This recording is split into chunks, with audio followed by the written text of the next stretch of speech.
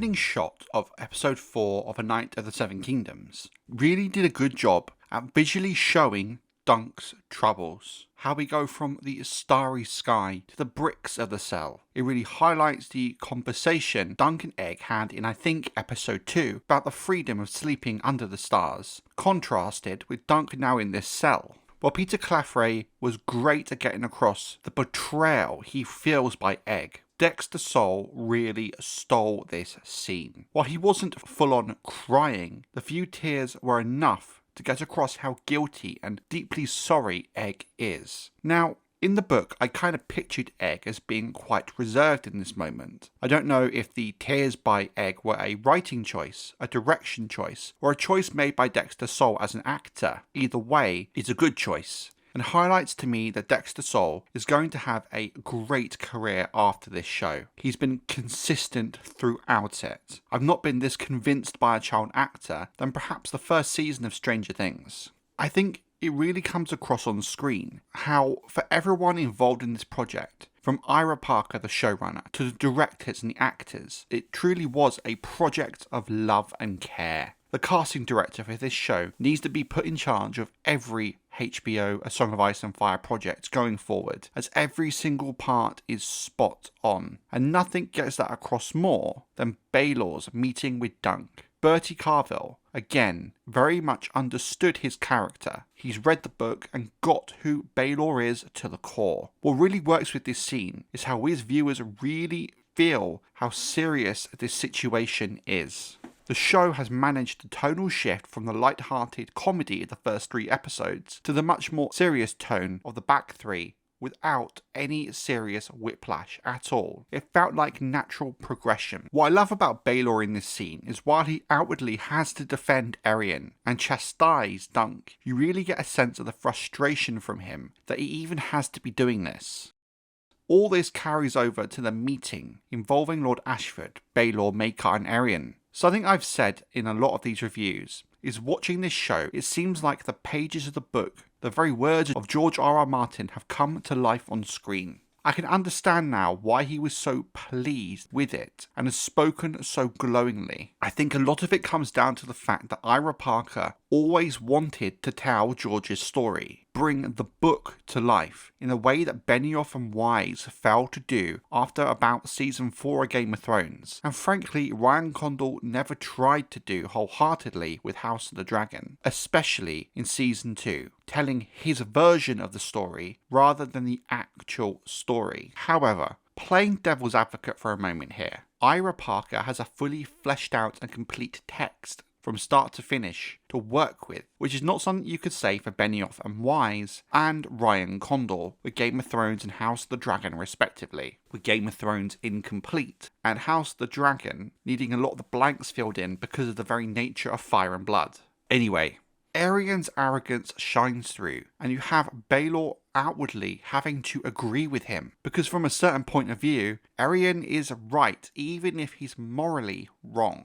I really loved Maekar in this scene, because while he is backing up his son, you can tell he's had enough of his shit. Between Aerion, Daron, Egg, he's at his wit's end. We must also recall Maekar's wife Diana Dane, Egg's mother, would have only recently have died as well, which is something that often gets greatly overlooked when looking at Maekar's choices at Ashford. While he's outwardly this austere and serious man, he was still lightly grieving his wife and not giving his children the attention they needed, given they would be grieving the loss of their mother as well. I like we got to see more of Maekar's dry sense of humour with the joke about the Andals, which is much more like the Stannis-like man I had pictured in my head.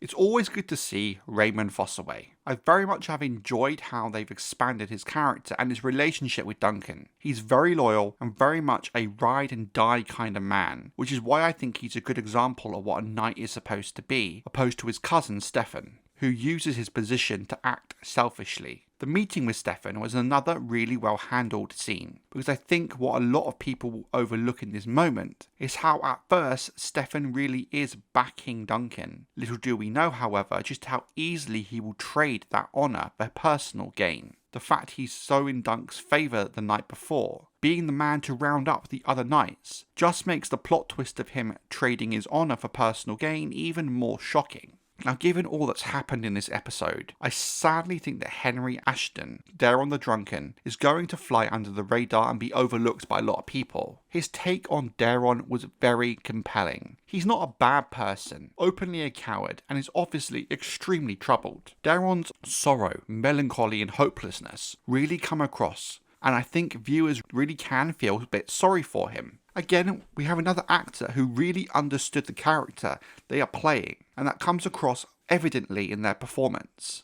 If there wasn't so much good stuff in this episode, Daron would certainly be a highlight, and it's a shame given the nature of the story, we have so little time with him. I think a part that will stick in people's minds are about his dragon dreams. They were always a compelling part of the book. And I guess in the HBO shows, given how much focus House the Dragon has regarding the concept of Aegon's prophecy and Helaena being a dreamer, that makes sense somewhat.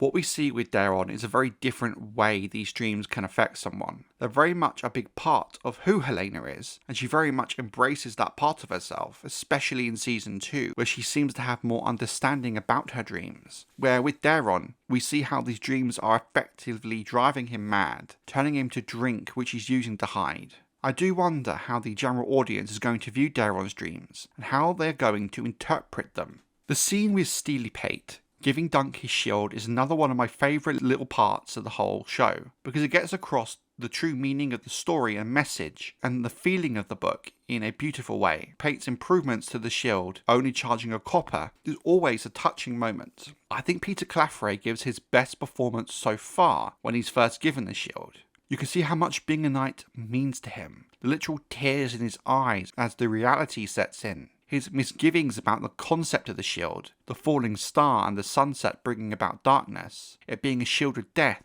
really gets across to the viewer exactly where Dunk's head is right now. But Pate brings him back around with his comments about the tree having summer leaves. Then of course we have the inclusion for the first time of Dunk's famous shield song, which is genuinely something I thought they had forgotten about. We also learn in this scene that Tanzao has gone home to Dawn. I will talk about this in more detail in a future video. I want these reviews to be spoiler free, but I do wonder, at least on TV, if this is truly the last we've seen of her.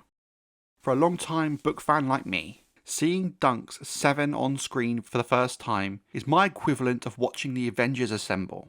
Some, like Humphrey Harding, clearly have a vendetta with Aerion to settle. Robin Riesling isn't known as a mad knight for no reason. Then you have Humphrey Beesbury, who's Humphrey Harding's brother-in-law, so it makes sense why he's involved. Lionel Baratheon is there for the vibes, and at least in the show because he's friends with Dunk. We've already spoken about Stefan turning cloak and how he sold his honour for lordship and why that hits really hard. It's a great plot twist in the book and works really well in the show given how they made him semi-likeable a few scenes ago. But from it you get my favourite part of the book, the battlefield knighting of Raymund Fossoway. Because with this, not only are we witnessing a cool moment with the battlefield knighting, but the birth of a new house, with House Fossoway of New Barrel forming as a cadet branch of the main Fossoway line, via Raymund. Now, a long-standing fan theory, at least implied to be true in the book to some degree, is that Sir Arlen never actually knighted Dunk, and he lied about it. Not just to the others at the tourney, but to the reader as well, as he suppresses and hides this fact in his internal monologue, with him always stopping short of admitting it. I think the show for me has proven this idea to be true. That Dunk cannot bring himself to knight his friend Raymund. This is especially highlighted when it's pointed out to Dunk that any knight can make a knight. Dunk cannot bring himself to do it because deep down he knows he's not officially a knight, and thus him knighting Raymund would be a disservice to Raymund himself. Dunk's "No true knights among you" speech is arguably his most iconic moment, and is what sticks in the mind for many readers, so it was vital that the show got this right. The performance was spot on, the sheer desperation but determination coming across really well. And again, I'm not sure we should even be crediting Ira Parker as a writer, because this whole sequence is almost word for word from the text itself. It's genuinely a spine-chilling moment and almost perfect. Yes, almost perfect, if not for one very strange addition from Ira Parker. The fart joke was the wrong call. I get what he was trying to do, but it genuinely did take away from the impact of the moment in a negative way. Not enough to ruin the whole thing, to be enough for that brief moment, that second, to take me out of the drama. There have been a couple of really weird choices Ira Parker has made like this throughout the show. Minor enough not to sully my view of the show, but out of place enough for me to feel like it was misplaced. It's something I hope that when they watch the show back in retrospect, before they wrote season 2, they reconsider including these things in future seasons. This moment didn't need comedy, and certainly not something like that. Now, there is an aspect of this scene regarding the small folk and Dunk that's in the book that seems to have been cut, that's upset a few people online. However, I think they have shifted it to the very start of the next episode to kind of reset the stage and establish the stakes of what's going on, which, if that's the case, is a smart move. But if this scene has been cut, it is a little bit baffling if you ask me. The Baelor reveal as he rides out to join Dunk was absolute spine-chilling, and all credit again to Bertie Carville for knocking it out of the park. Not only is Dunk in utter disbelief, but even the likes of Maekar are too. The music in this moment also really helped to sell it. This is why Baelor Breakspear is beloved by the people of Westeros, and by fans as well. A phenomenal character. The use of the Game of Thrones theme was also spot on. If there were ever going to be a moment to use it and to build up hype, it's right now, which is a huge contrast to how they used it in episode 1. What I love most about it is, as the end credits roll, the theme merges with the Dunk and Egg style music. What can I say about this episode?